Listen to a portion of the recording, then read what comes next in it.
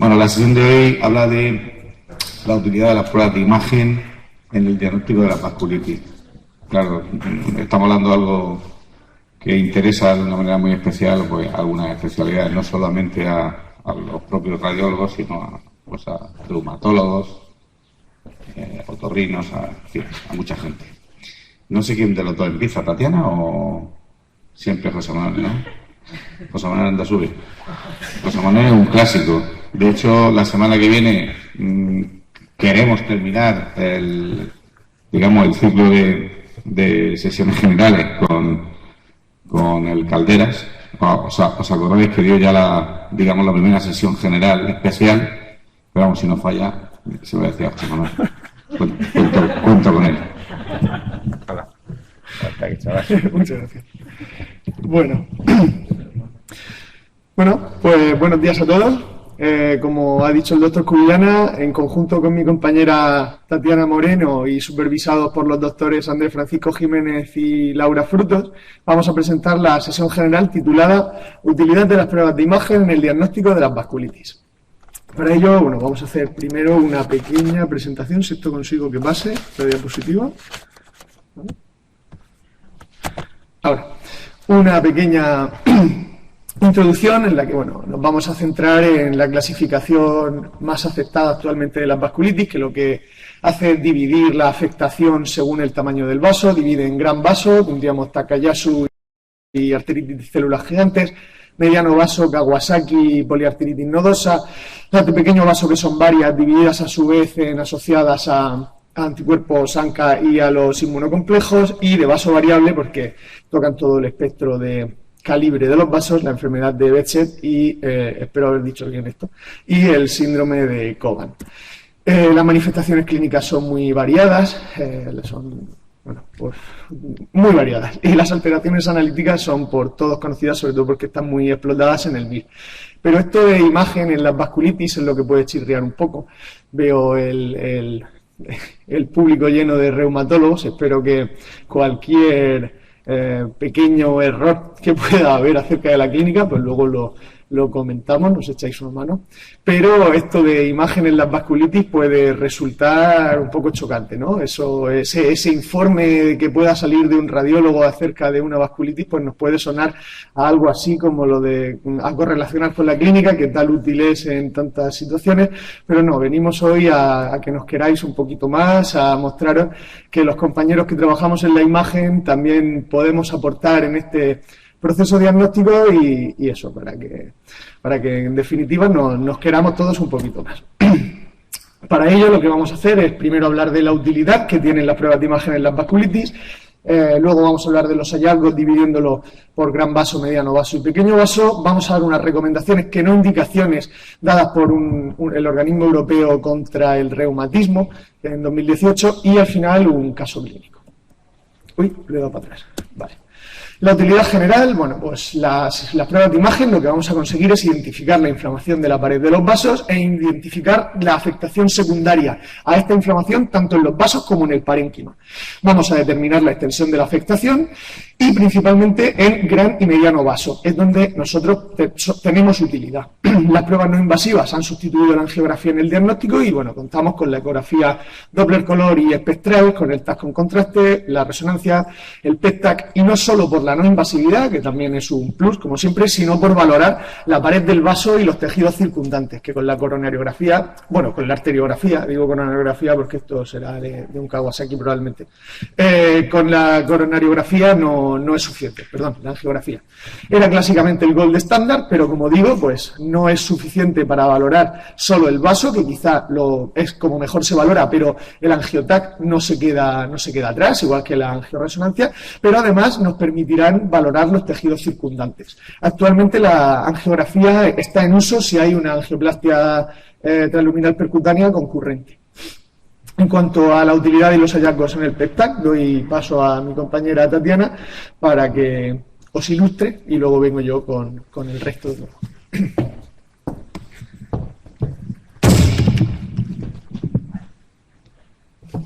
Bueno, en cuanto a la utilidad del PET en la evaluación de las vasculitis, ¿Por qué usamos el PET con FDG en la patología inflamatoria? Pues el 18-fluor-FDG es uno de los muchos radiofármacos que tenemos en medicina nuclear.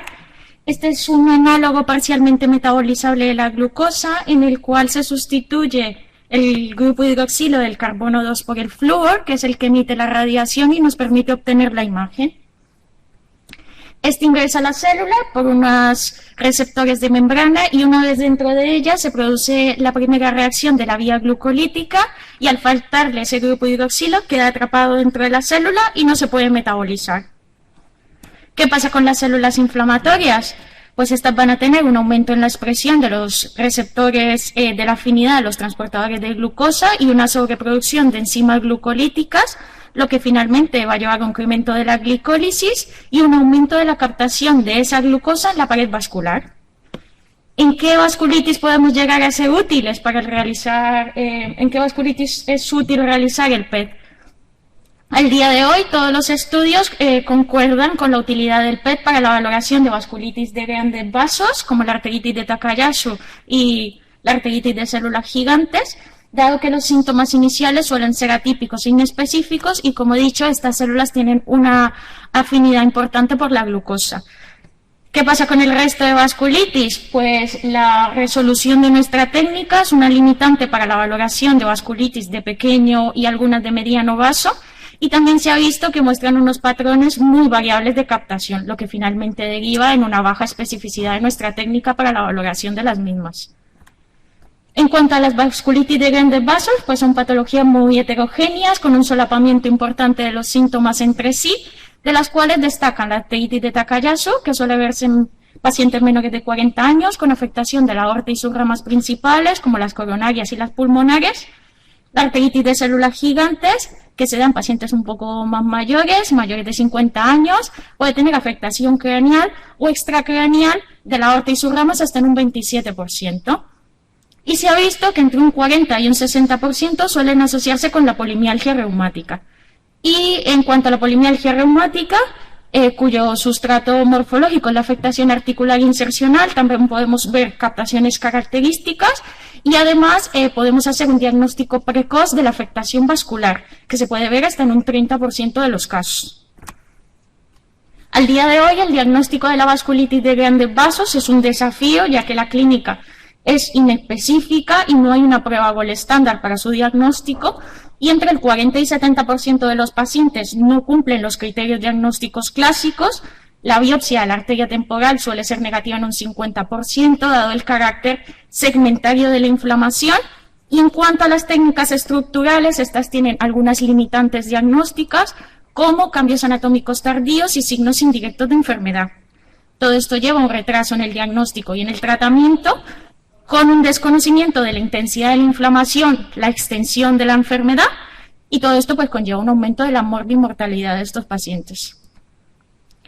Bueno, voy a explicaros un poco cómo interpretamos nosotros las imágenes. Lo más usado es el análisis visual, que es bastante reproducible. Lo que hacemos es valorar la captación en la pared y lo comparamos con la captación fisiológica a nivel del parénquima hepático. Y como criterio de positividad para nosotros es que la captación esté por encima del hígado.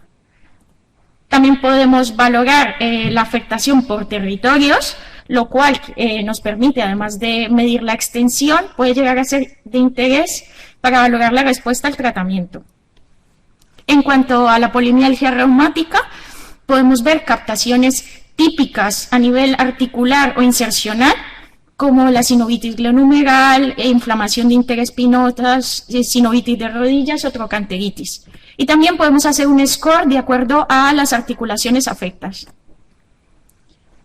Otra herramienta que tenemos es el análisis semicuantitativo mediante el valor de captación estandarizado, que lo que hacemos es un ratio entre la captación de la pared vascular corregido por la captación fisiológica, puede ser en el pulmón, en el hígado, o lo que tiene mayor evidencia clínica, que es a nivel del pool venoso.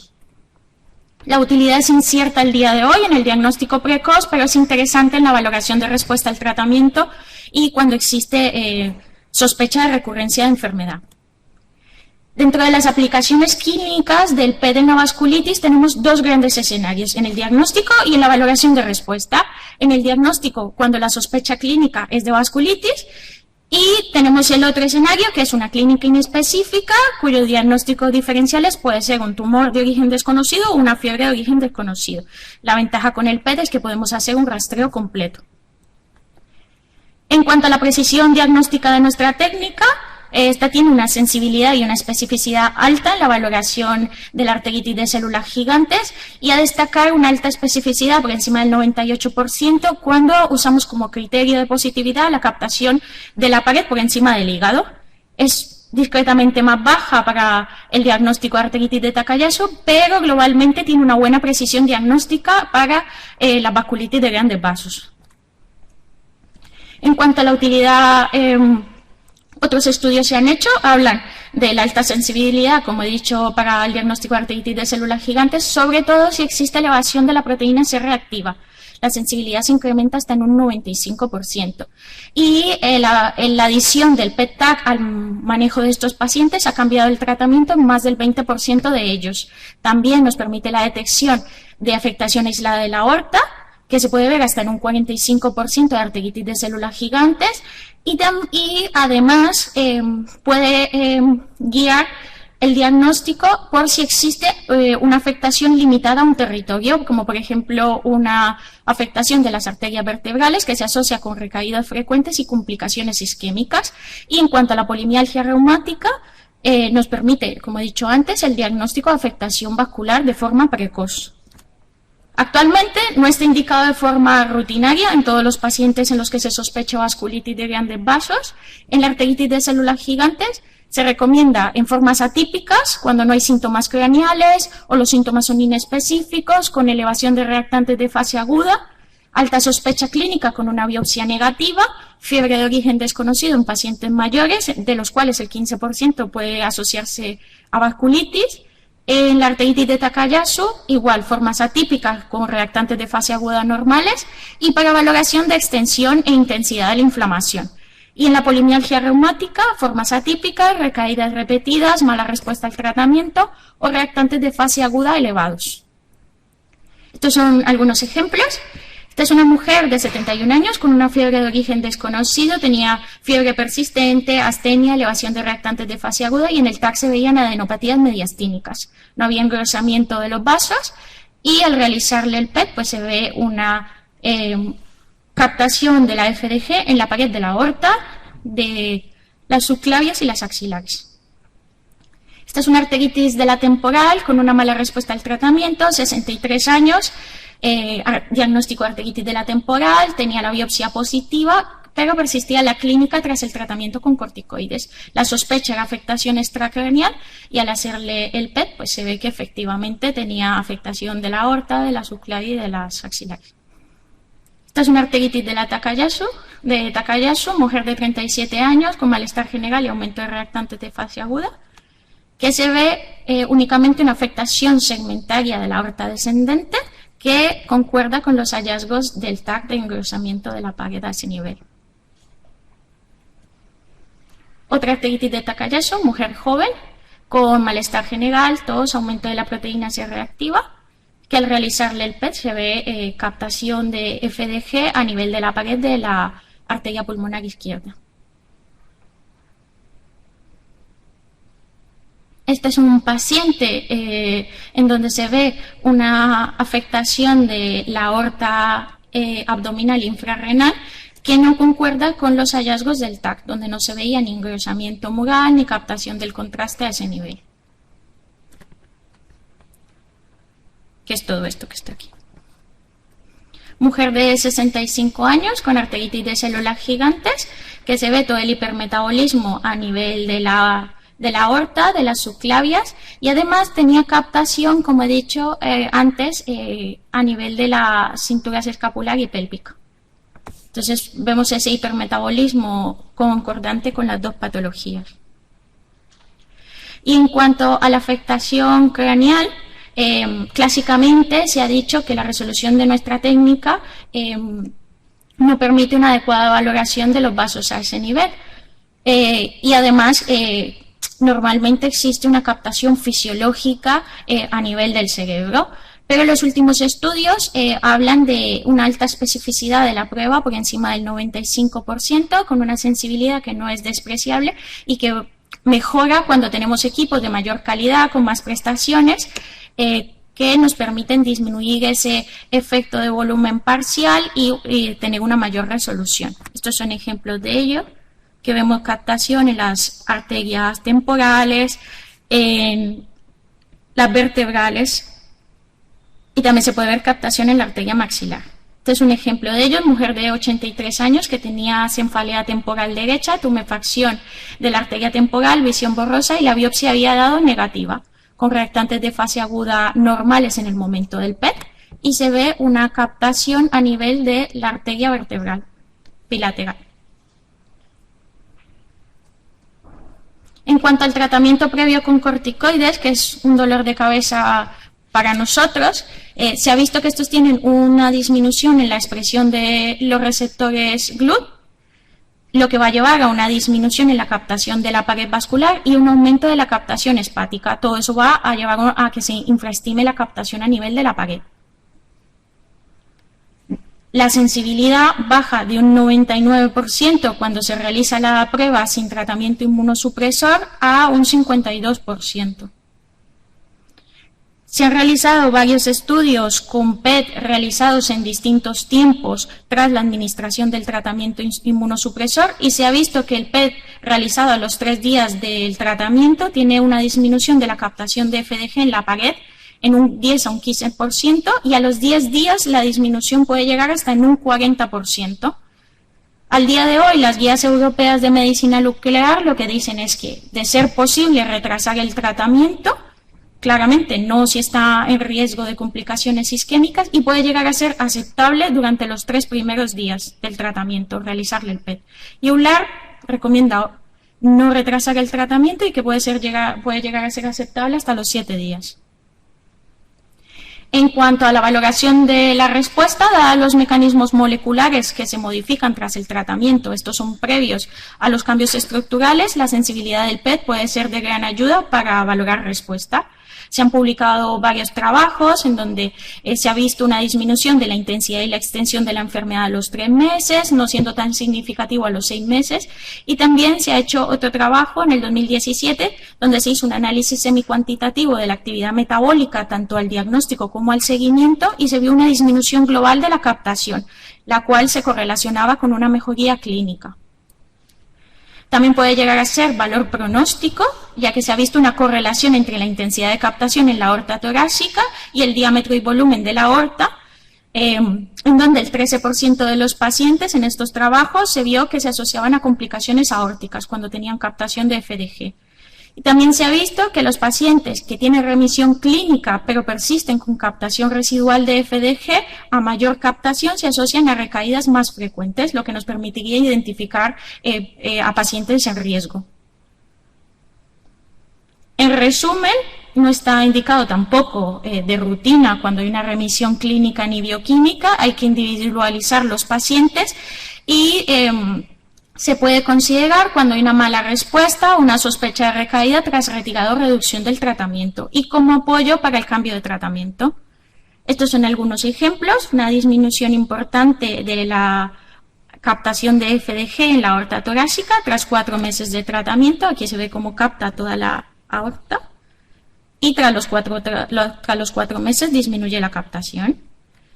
Y esto es una imagen del porqué de la importancia de realizar el PET lo más pronto posible al inicio de los corticoides y de ser posible antes de ellos. Aquí se ve una captación importante de la aorta, de la subclavia y de las axilares y cómo luego de 3 días del inicio del tratamiento con corticoides ha disminuido considerablemente la captación en la pared de los vasos.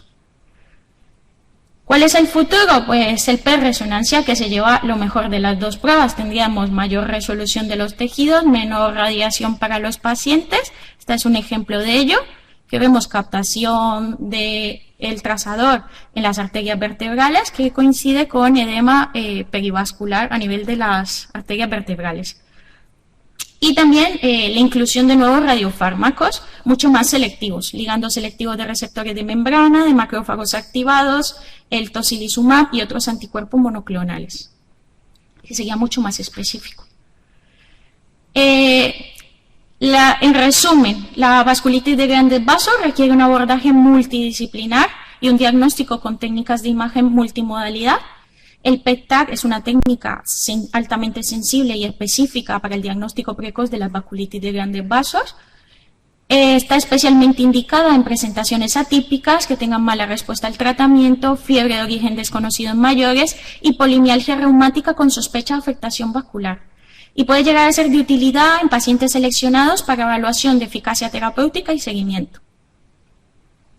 Y ahora vamos a hablar de los hallazgos radiológicos. Bueno, seguimos con los hallazgos radiológicos, entre los que vamos a dividir, primero empezando por las vasculitis de gran vaso.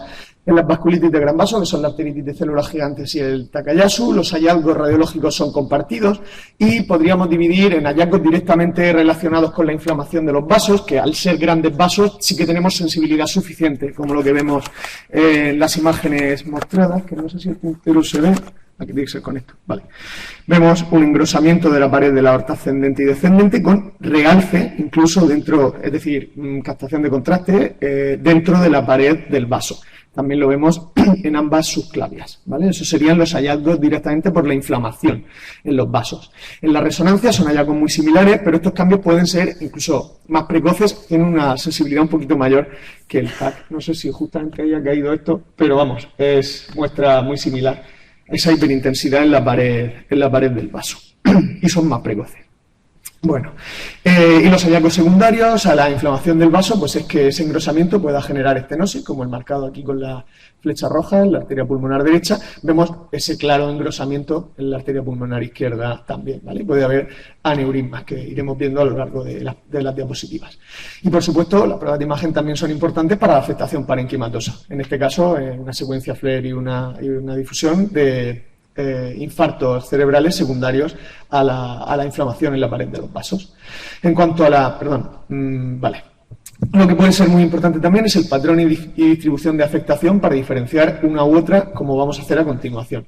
En cuanto a la arteritis de células gigantes, suelen ser hombres mayores de 50 años. Doy una pincelada acerca de la clínica por si alguien está un poco perdido, como yo, que necesite revisar un poco ahí la memoria del MIR de todas estas cosas. Mayores de 50 años, caucásicos, que suelen presentar una cefalea nueva, una cefalea distinta a las anteriores, con claudicación mandibular, amaurosis y, bueno, tiene predilección por los troncos supraórticos y, por diferenciarlo un poco del Takayasu, digamos que hacia arriba. De inicio, la ecografía se plantea como fundamental porque se ha demostrado una reducción de las pérdidas de visión irreversibles al dar un diagnóstico dirigido en la arteria temporal, ya que pues es bastante accesible con la ecografía, ¿verdad? Y lo importante es que no debemos perder el tiempo, no tenemos que tener un diagnóstico por imagen antes de iniciar el tratamiento. Esto mejora el pronóstico de los pacientes, cuanto antes se empiece el tratamiento con corticoides. El signo princeps de la ecografía en este caso es el signo del halo no compresible. Como vemos, ese halo hipoecogénico en torno a la luz del vaso, que representa el engrosamiento parietal, lo vemos tanto en el corte transversal como en el corte longitudinal de estos vasos, y este halo no compresible desaparece, como ha dicho Tatiana, enseguida en cuanto damos tratamiento con corticoides. Como vemos en las imágenes, desaparece ese halo periférico hipoecogénico enseguida.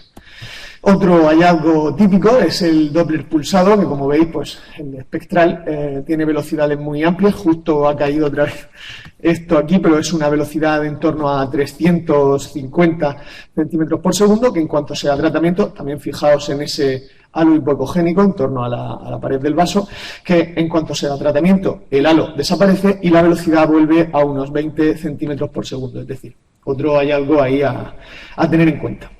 Aquí lo tenemos comparado con el halo hipoecogénico y la velocidad alta frente a perder el halo hipoecogénico y la velocidad otra vez normal.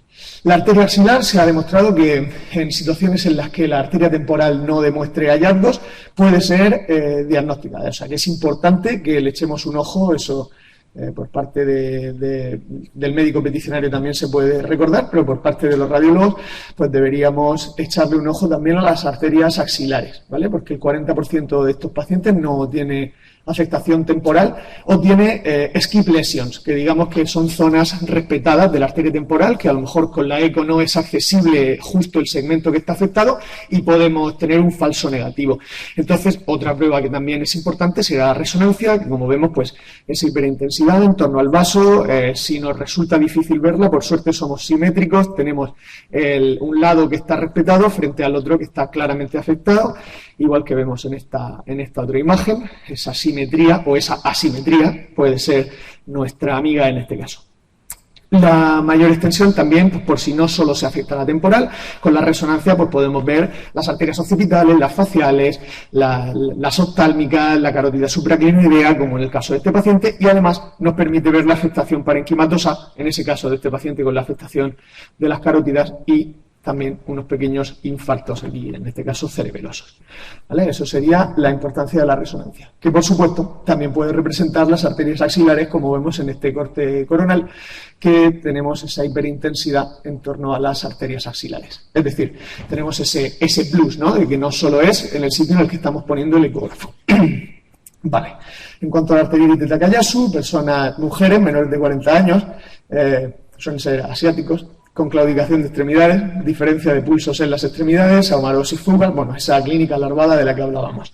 Suelen afectar la aorta y las ramas principales, con la diferencia a la hora de la arteritis de células gigantes que nos podría ayudar en la radiología, porque se afectan las coronarias y las pulmonares, mucho más típico en el Takayasu, y que los aneurismas son mucho más típicos en el Takayasu. La ecografía está más limitada por afectación de vasos menos accesibles, pero el Macaroni sign es el que se ha descrito como clásico, que es ese engrosamiento concéntrico y homogéneo de la pared del vaso. Puede ser similar a la arteriosclerosis, pero en el diagnóstico diferencial la arteriosclerosis es excéntrico y heterogéneo frente al homogéneo y concéntrico del Takayasu. En cuanto a la resonancia en el TAC, los cambios son muy parecidos a la arteritis de células gigantes, ese engrosamiento del que hablábamos antes, hiperintensidad en la resonancia y con estenosis y aneurismas. Lo típico es el síndrome del arco aórtico, como vemos, la estenosis en el inicio del tronco braquicefálico, de la subclavia y de la carótida izquierdas, y vemos también una estenosis crítica señalada por la flecha roja en la arteria vertebral izquierda. Además, bueno, como hemos dicho antes, suele afectar más hacia abajo, la aorta descendente. Aquí vemos ese engrosamiento en un paciente con Takayasu, lo vemos mejor en este plano sagital, el engrosamiento de la pared de la aorta descendente. Y hay algo que podría ser diferencial, es el cambio en la atenuación. Conforme vamos hacia abajo, la aorta va a realzar menos. Este es el mismo paciente, en la misma fase arterial. Como vemos, estamos en una fase arterial, lo vemos claramente por la fase del riñón. Y en la zona más torácica, digamos que la aorta tiene un realce vívido y va perdiéndolo conforme vamos hacia abajo. Vemos además que esa aorta tiene un calibre un poco tocado, digamos que menor al que nos gustaría. Y esa diferencia, esa menor atenuación, pues puede ser un hallazgo diferencial. Y además del signo clásico descrito como string of pearls, que es collar de perlas, que es esa concatenación de aneurisma con estenosis, eso también es típico del Takayasu, como hemos señalado, pues los aneurismas con las flechas y esa concatenación que hace que parezca un collar de perlas. La afectación de las arterias más hacia abajo, pues aquí en otro paciente con Takayasu vemos la arteria renal derecha con una estenosis significativa respecto a la izquierda, que está bien, o en la arteria mesentérica, que puede dar lugar, esas estenosis en la arteria mesentérica, a afectación parenquimatosa, que también seríamos capaces de ver con el TAC, como vemos en este paciente, también de aquí del hospital, con neumatosis por isquemia mesentérica, ¿vale? Secundaria a esa inflamación y a esas estenosis en la arteria mesentérica superior. Digamos que además del criterio de la edad, los grandes vasos afectados hacia abajo serían más de Takayasu, hacia arriba más de arteritis de células gigantes, la afectación coronaria es más frecuente en el Takayasu, los aneurismas también son más frecuentes en el Takayasu, la prueba de imagen inicial, la eco en la arteritis de células gigantes por la facilidad de acceso a la arteria temporal y a las arterias axilares, frente a la resonancia magnética en el Takayasu por la dificultad de acceso con la ecografía a las arterias torácicas y Y abdominales, utilizaremos la resonancia magnética. Los hallazgos que podrían ser diferenciales no son muchos, los comparten prácticamente todos, pero si tendríamos que elegir alguno, el Macaroni sign en el Takayasu frente al halo sign en la arteritis de células gigantes y esta disminución del realce conforme bajamos en la aorta, típico del Takayasu. En cuanto a las vasculitis de mediano vaso, los vasos afectados son las arterias viscerales y sus ramas, y los hallazgos ya no van a ser, ya no tenemos tanta sensibilidad en estos vasos que son más pequeñitos para ver los cambios en el propio vaso, ¿vale? Ese engrosamiento, esa inflamación en la pared, son más pequeños, no tenemos tanta sensibilidad. Que puede verse, pero lo habitual será estenosis y aneurismas, es decir, los cambios en el vaso secundarios a la inflamación. Las dos vasculitis de mediano vaso son la panarteritis nodosa en pacientes de 50 a 70 años, se ha asociado con el virus B, son ANCA negativos, los síndromes renales son los más frecuentes, neurológicos, gastrointestinales y tan larvado como pueda y quiera ser. En el Kawasaki, la enfermedad de Kawasaki, disminuida como CADE, son pacientes asiáticos también menores de 5 años con 5 criterios clínicos diagnósticos muy claros en los que no vamos a entrar ahora, no es el objetivo de esta sesión, y el fundamental, la afectación coronaria, que es donde nosotros podemos aportar valor. La poliarteritis nodosa, el hallazgo radiológico clave son los múltiples microaneurismas señalados con las flechas amarillas, esas bolitas hiperrealzantes, porque esto es un angiotac, es una reconstrucción de un angiotac en el que este mismo angiotac, en este paciente, además nos ayudó para ver la afectación parenquimatosa, esas zonas de hiporrealce secundarias a la inflamación de los vasos. La imagen de elección será la resonancia o el TAC según la edad, con más o menos la misma sensibilidad, y la angiografía valora mejor el vaso, pero no la afectación parenquimatosa, un poco lo que comentábamos antes. En esta angiografía, con cateterización selectiva de la arteria renal, pues vemos numerosos aneurismas, que son estas bolitas, se ve mejor quizá en la sustracción digital, y estenosis de los vasos. Y los múltiples microaneurismas en ambos riñones es muy característico, aunque no patognomónico para el diagnóstico de poliarteritis nodosa. Y ojo al diagnóstico diferencial con la displasia fibromuscular, que puede mostrar hallazgos similares. En cuanto al Kawasaki, los hallazgos radiológicos clave, como he dicho, es el screening de la afectación coronaria, es lo más importante. Y bueno, al ser niños, pues tenemos más facilidad para acceso al tórax, no tenemos ese enemigo de la eco que es el hueso, todavía la gran mayoría va a ser cartilaginoso y bueno, se puede hacer la ecografía transtorácica con más facilidad que en un adulto y tendríamos pues esas dilataciones aneurismáticas, en este caso de ambas arterias coronarias. También lo vamos a poder ver tanto en resonancia como en TAC. En este caso, que he querido poner, llama mucho la atención, pues esa arteria coronaria derecha con una dilatación aneurismática muy significativa, de hecho tan significativa que en estos dos cortes tiene el mismo calibre que la aorta descendente. Muy llamativo. Es fundamental medir el aneurisma, puesto que cuanto más grande, más riesgo tiene de romperse y de hacer complicaciones. Aquí tenemos ese aneurisma gigante en un corte coronal y en una reconstrucción en 3D.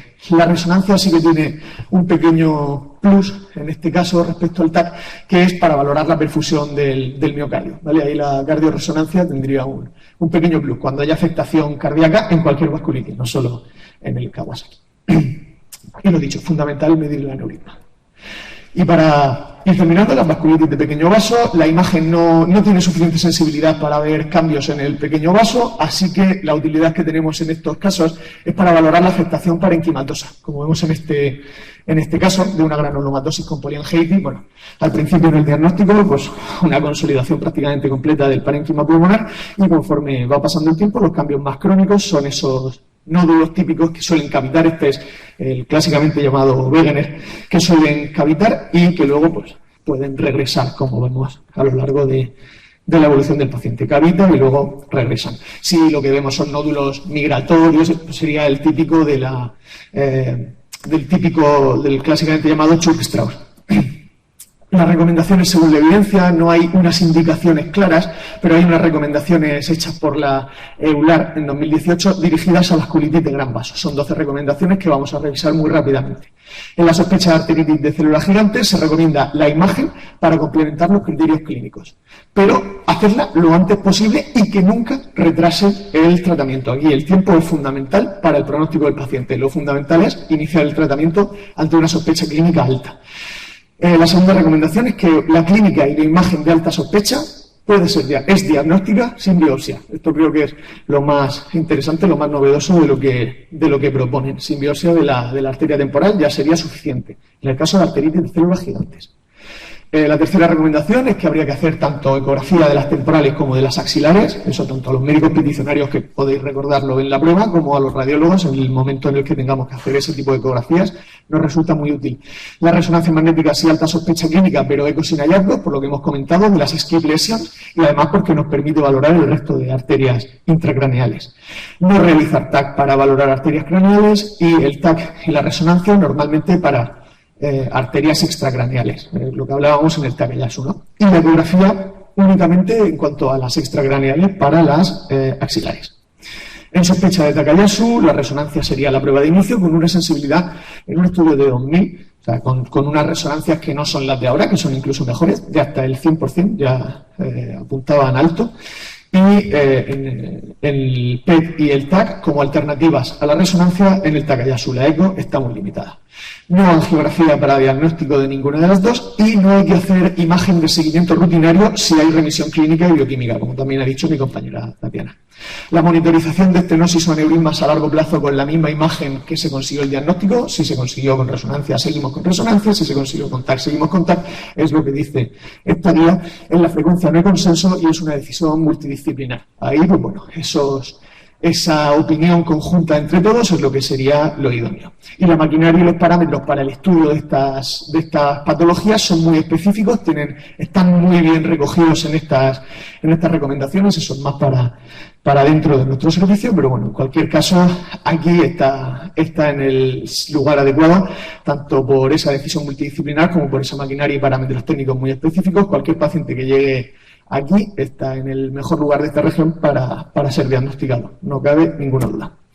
Esto sería un pequeño resumen en el que simplemente resaltar que en la afectación craneal de arteritis de células gigantes, la primera línea es la ecografía Doppler Color, y en cuanto al Takayasu, la primera línea es la resonancia magnética, que la angiografía no está recomendada y que la ecografía está muy limitada en la arteritis de Takayasu.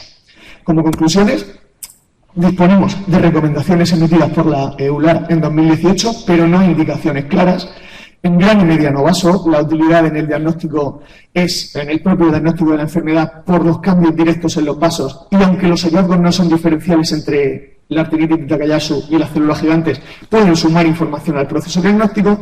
En todas las vasculitis tenemos utilidad en el diagnóstico de la afectación parenquimatosa y, en definitiva, pues somos un compañero más pensante y dispuesto a ayudar en el enfoque multidisciplinar de patologías de diagnóstico complejo. Y si unimos radiología y medicina nuclear, pues en vez de un compañero seremos dos y cada vez pues más y más y más. Y esa es un poquito la idea. Eso sería la sesión. Vamos a presentar un rápido caso clínico y ya concluimos. Bueno, este es un paciente en el que tuvimos actuación los dos servicios, mujer de 71 años con antecedente de hipertensión, que acude a urgencias por febrícula, pérdida de peso de 3 meses de evolución, cuyo examen físico, analítica, radiografía de tórax, todos destacaron que tenía adenopatías cervicales axilares y una anemia normo-normo. Ingresa para estudio de una fiebre de origen desconocido. Dentro de los antecedentes, pues está la hipertensión, como ya había dicho, en tratamiento, infecciones urinarias a repetición y una consulta a oftalmología por alteraciones del vitrio. A destacar dentro de los antecedentes familiares, su madre había fallecido por un linfoma a los 80 años. Se solicita un TAC body para el estudio de la fiebre de origen desconocido con adenopatías. En el TAC body lo que vemos pues es ese engrosamiento, ¿no?, del que hablábamos, del que veníamos hablando antes, y vemos ese engrosamiento tanto en torno a la arteria subclavia derecha como en torno a la aorta descendente, torácica y abdominal. Aquí se me ha colado un poco el orden de las imágenes. Y también a nivel de ambas arterias ilíacas comunes e incluso, aquí la sensibilidad, pues como veis, conforme más pequeñito es el vaso, la sensibilidad va siendo un poquito peor, pero también vemos ese engrosamiento en torno a las arterias femorales superficiales. Y bueno, aquí pues el PET-TAC tiene una mejor sensibilidad que la nuestra con el TAC y es lo que va a comentar Tatiana ahora. Se le realiza el PET-TAC al diagnóstico y se ve pues una captación muy importante por encima de la captación fisiológica en el hígado a nivel de toda la aorta, las ilíacas, las femorales, las subclavias y también a nivel de las carótidas. Al hacerle la imagen, como es un rastreo completo, al valorar la parte del cerebro vemos que hay una captación no solo a nivel de las carótidas sino de las arterias vertebrales, lo que también tendría una implicación a nivel del pronóstico de este paciente. Se inicia tratamiento con corticoides y se contacta con cirugía general para hacer una biopsia de las arterias temporales, lo cual era compatible con una arteritis de células gigantes. Se pauta tratamiento corticoideo y se hace revisiones periódicas con el seguimiento con imagen de la eco de la arteria temporal y del PET, y con el PET. Esta es la imagen del PET post-tratamiento, donde vemos una disminución muy importante de la captación de FDG a nivel de las paredes, si lo comparamos con la imagen inicial. Esta es la primera, el PET del diagnóstico, el de la izquierda, y el otro es post-tratamiento. Aquí que se ve, destaca un poco más en el MIP. Y esta es la ecografía de control. Y bueno, aunque no teníamos ecografía al diagnóstico porque no vino enfocado como una sospecha de arteritis de células gigantes, pero también se utilizó la ecografía para el control post-tratamiento con los corticoides y bueno, pues vemos esa arteria temporal sin ese signo del halo que reconocíamos al principio y unas velocidades pues en torno a 36 centímetros por segundo, lo cual, pues como hemos dicho antes, es normal. Las que estarían afectadas, pues la imagen que hemos puesto al principio era de 300 y pico. ¿Vale? Entonces, eso serían pues esos controles post-tratamiento. Y ya con esto sí que hemos terminado. Y nada, muchas gracias por vuestra atención y esperemos que os haya resultado útil.